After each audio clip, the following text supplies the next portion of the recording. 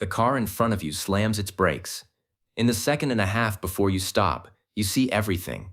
The exact shade of the brake lights, a bird lifting off a wire, your own hands moving on the wheel, one at a time, like a slideshow. It felt like it lasted 5 times as long as it should have.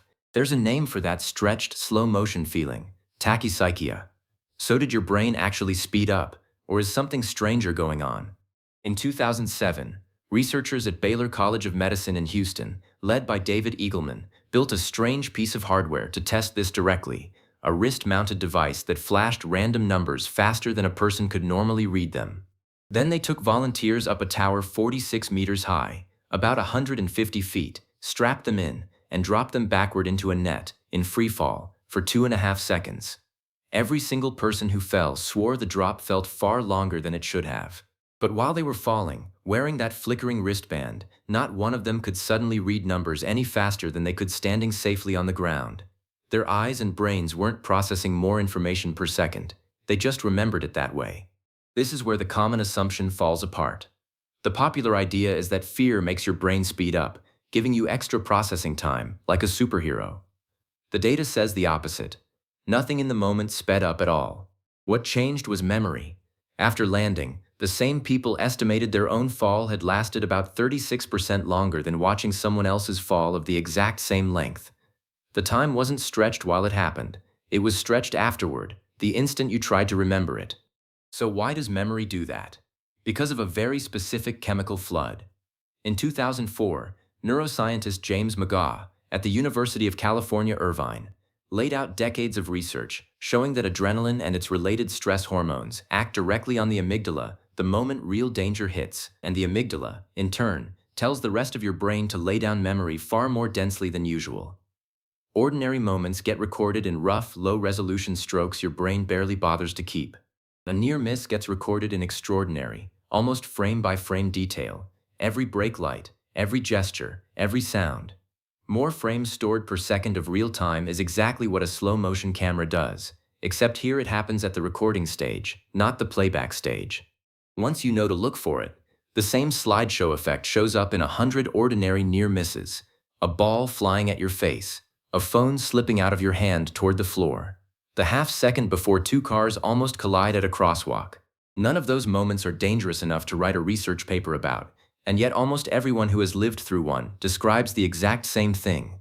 Time did not actually slow down, but the memory of it plays back like it did. A skeptic might say the rush of adrenaline itself is what makes everything feel fast and sharp in the moment, that you're simply more alert, so of course it feels different while it's happening. But the wristband test rules that out directly. If people were truly processing faster in real time, they'd have read the flickering numbers faster. They didn't. The alertness is real. The extra speed is not. What's real is entirely retrospective, a trick your memory plays on you after the danger is already over. And while we're clearing things up, this isn't a superpower some people have and others don't. It isn't your reflexes literally getting faster, like a movie switching to bullet time. And it isn't rare.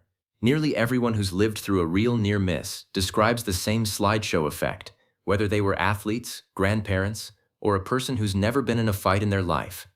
Soldiers describe it. So do cyclists who've gone over their handlebars, and people who've simply dropped a phone and watched it fall in 9 distinct frames instead of 1. This isn't only a modern finding either. In 1890, the philosopher and psychologist William James wrote about this exact contradiction, over a century before anyone built a device to test it. He noticed that a stretch of time crammed with new, vivid experience always feels like it passed quickly while you're living it, yet feels enormous when you look back, while an empty, uneventful stretch does the reverse. It drags in the moment and shrinks to almost nothing in memory. He put it simply, the length of a memory depends on how much happened inside it, not on how many minutes a clock would have counted. He didn't have a falling tower or a flickering wristband. He'd simply noticed that a memory's size is built from its contents, not its clock time.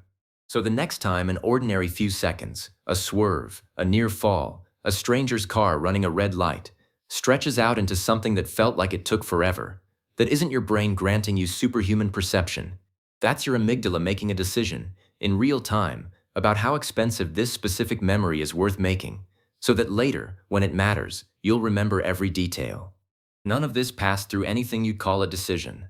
The car in front of you was already a slideshow in your memory, before you'd even finished stopping, recorded that densely on purpose, by a system built to make sure the worst moments of your life are the ones you remember best.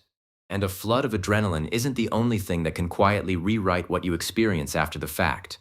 Wait until you see what your body does to a piece of music good enough to raise goosebumps on skin that hasn't needed fur in a very long time.